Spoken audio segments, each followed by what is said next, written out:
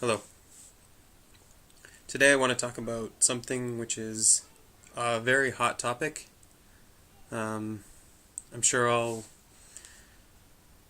speak about it wrongly from someone's point of view or from everyone's point of view, but I came to some conclusions about religion, and which is a very hot topic, I guess. And I wanted to try to pinpoint where it was invented, when, at what point in history religion was invented.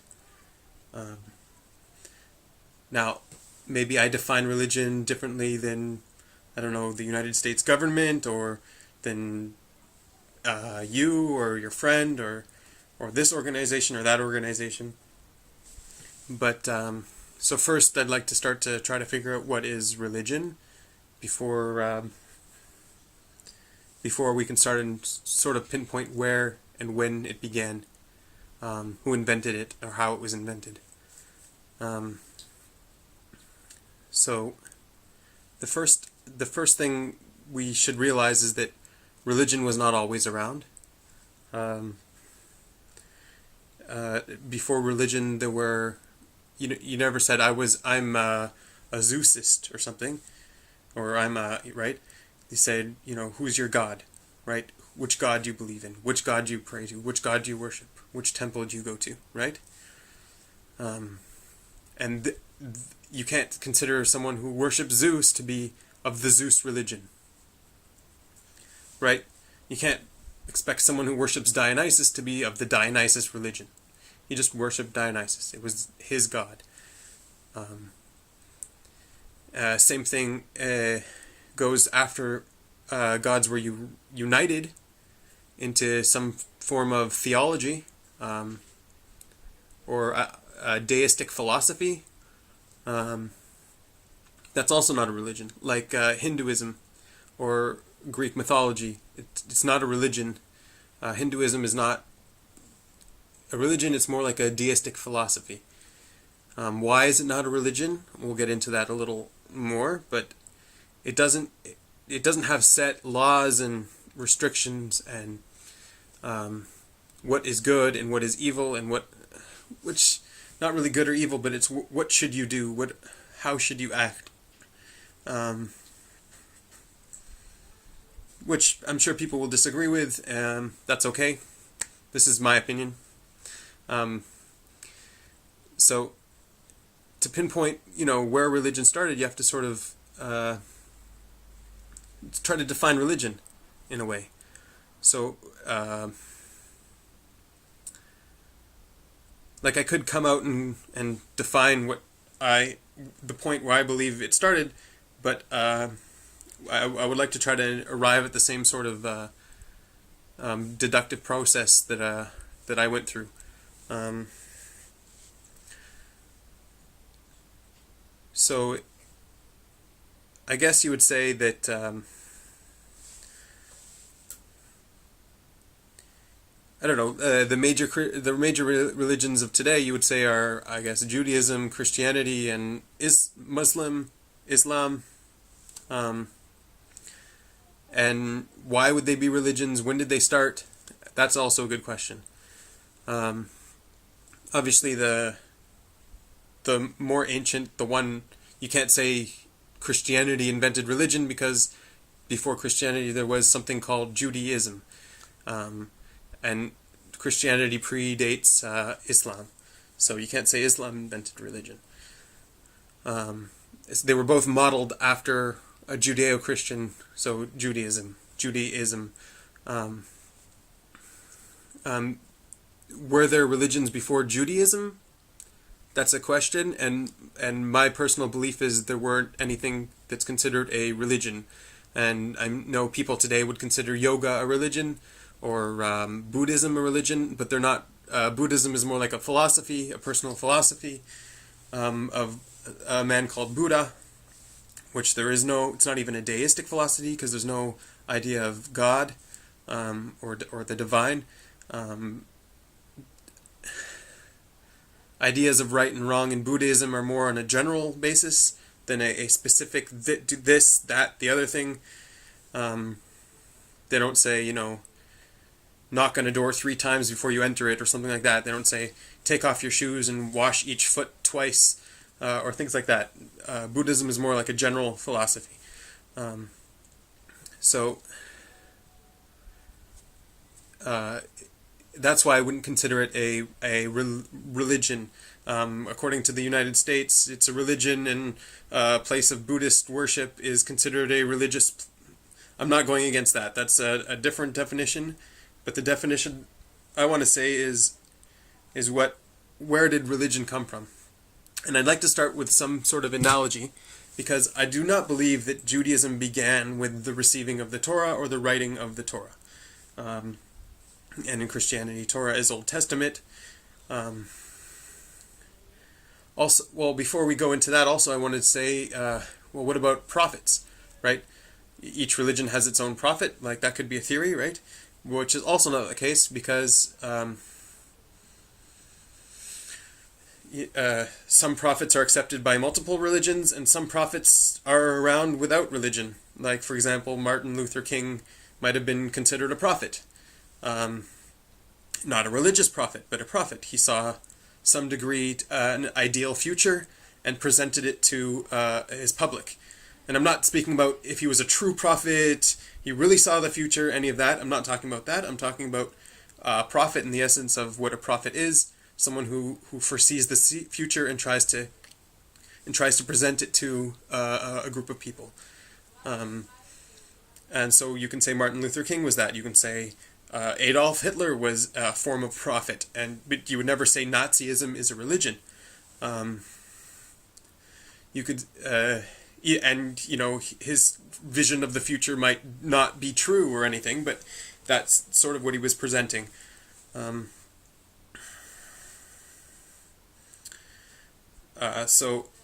Also within a religion, there could be different sects. And this sect could have one prophet, whereas another sect has another prophet. So prophecy doesn't really have much right? And like a writing, a prophetic writing is also not something, because Christianity is based off something called the New Testament, which isn't a prophetic writing. It's a journalistic writing. It's a history writing. It's not something that a prophet wrote or something. So you can't also, so the definition of religion can't really go through that direction either. So to get back to what I was saying before, how Judaism is didn't start off as a religion when they received the Torah. So when did it become a religion? And that's the major question. And when Judaism became the religion, from my perspective, that is when religion was created and invented. Because after that, things sort of started modeling themselves after this creation called religion.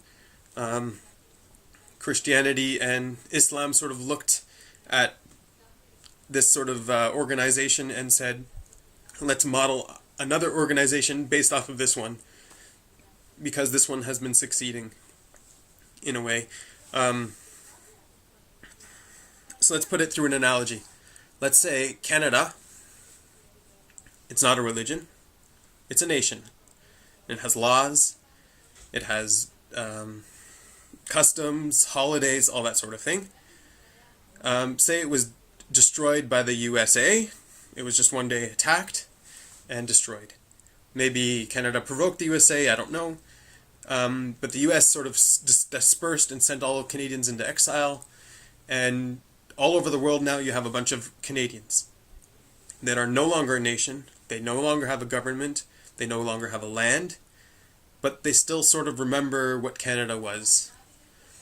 And so what are these Canadians going to do? They're either going to assimilate into different cultures, you know, the Canadians in France will become French, and the Canadians in Mexico will become Mexican, or they have a choice to say, hey, you know, I'm living in France, but I'm still a Canadian. And one day the world will see that it was an injustice that the U.S. came and dispersed us, and we'll get our land back, and we'll go back and we'll be Canadian again. So what they could do is they could say, hey, you know what, you know, even though I'm in France and the legal drinking age here is 16, we're Canadian and my children will wait till they're 19. Or if you're yourself or 17, you're like, no, I'm Canadian, I can't drink yet, only when I'm 19. Because that's the law of Canada. There could be some coming of age ceremony where you demonstrate your knowledge of hockey and you play hockey. And there could be some law that Canadian beer is considered the best beer. So you're forbidden from drinking beer from any other people, and only Canadian beer. Only beer that a Canadian made, you can drink. You might have, I don't know, dietary laws in Canada. What's illegal to eat in Canada? Monkeys. You can't eat monkeys. Or horses. You can't eat horses.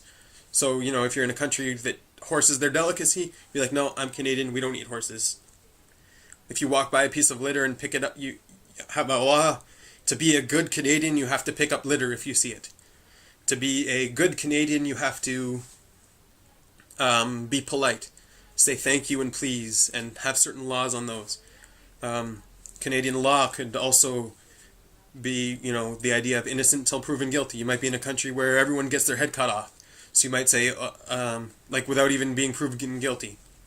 So you might say, hey, instead of bringing our disputes to the justice system of the country, which is inferior to our ancient Canadian customs, let's have a Canadian court, and based on the principle of innocent till proven guilty.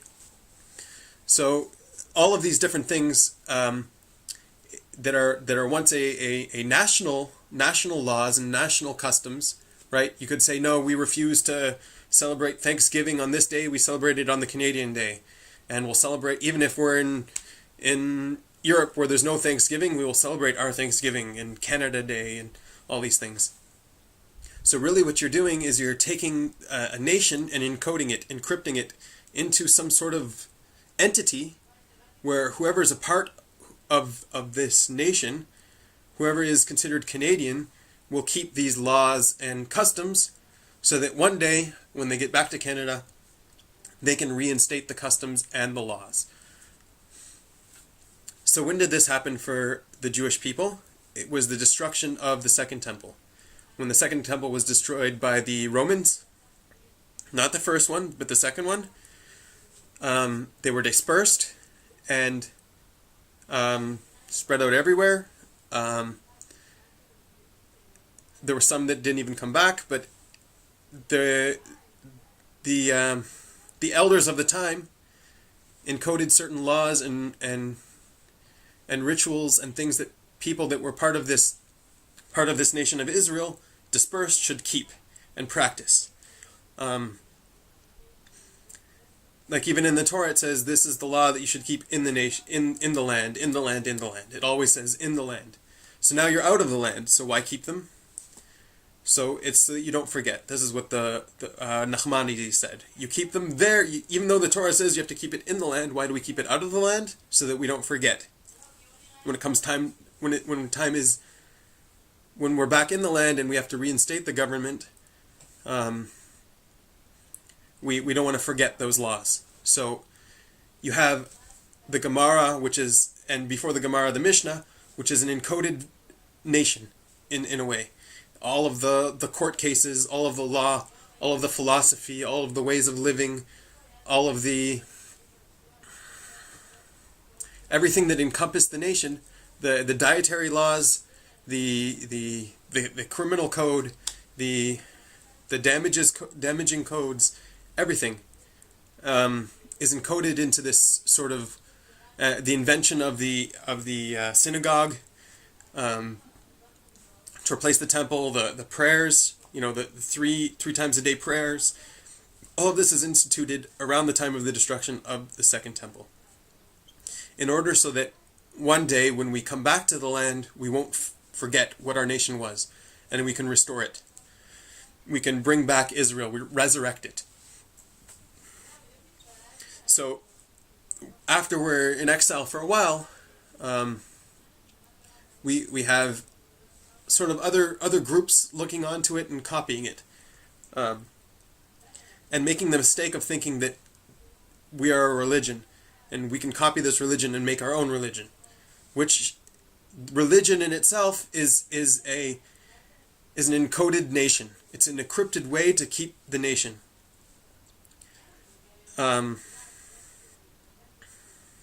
So there are two mistakes you can make from both extremes. One extreme is the ultra-religious who believe, we are a religion and we have to keep all these laws religiously. And where is this the problem? It's not a problem in exile because that's the purpose of it. Well, problem, I mean, from those who created it, the intention in creating this entity known as religion. So in exile, they're supposed to keep the religion religiously. That's how you survive, and that's how you come back. But in Israel, when you come back to Israel and you still keep the religion religiously, you're making a mistake. Really what you're supposed to be doing is restoring the nation, bringing it back to what it once was, from the original intent. I'm not saying it's right or wrong, I'm just saying this is the intent of the elders of the time, was that this encoded sort of religion is supposed to be restored to a nation. So kosher laws are no longer, a personal thing that you're keeping. It's a national dietary laws. Like in Canada, for example, you can't, make animals suffer. It's considered inhumane. So the Jewish law for kosher law, right, is also to eliminate animal suffering. No, you're not allowed to have a nick on the blade if you're going to slaughter an animal. You're not. I don't know. You're not allowed to kill animals that are, I guess, higher on the food chain, is more intelligent. You sort of limit the intelligence, limit the awareness, keep them lower in the food chain, closer to the herbivore state. More energy efficient animals. Like it takes less land to sustain these animals, so therefore you're wasting less land by eating them. So there's a bunch of reasons for kosher laws, but all of this boils down to a national thing, not a personal thing that you're supposed to keep. It's supposed to be nationwide. And then nationwide it's now illegal to eat these animals. Just like in Canada, it's illegal to eat horses and monkeys and dogs. So that's sort of the same thing. So if you were to go to Thailand as a Canadian and everyone was eating dogs around you, you'd be like, I'm a Canadian, sorry, I don't eat dogs. So it's the same thing. I'm a Jew, sorry, I don't eat pig. It's a national law. And that's how it's supposed to be restored to. So these ultra-religious that keep it as a religion are making a mistake of not trying to restore it. Not trying to restore the country to what it's supposed to be. And on the other extreme, there are the people that we're a country now and we're not a religion. Let's leave the religion over there and let's only be country. And they start making new things and growing separately. So they're also making a mistake based on the originator of the religion. Because his intent was that, well, when you do make the country, make it based off of these laws. Don't take British law. Don't just make up laws. We already have a huge, rich law system that was developed. And that's really, those are the two sort of directions that you can make a mistake in trying to understand what the religion really is supposed to be. And then the other mistake is trying to copy this religion when it's really supposed to be a nation. Really what people should do is not have this idea of church and king. They should sort of be, if you want to copy something, don't copy the religion, copy the nation that once was, and make your nation like that nation. And if you don't want to copy it, then don't copy it. But, don't just say, I don't know, I don't want to insult Muslims, but Muhammad comes along with this pre-made religion, which people just sort of keep. And I'm sure there are Muslims that will say, no, it's meant to be a national thing also. You're supposed to convert nations into Islamic nations. But, the entire idea that you're praying 5 times a day, set times, makes it something that's not national. Makes it something that's personal. And and that's about it. That's the invention of religion. That's how it was invented, to preserve a nation, and for no other reason.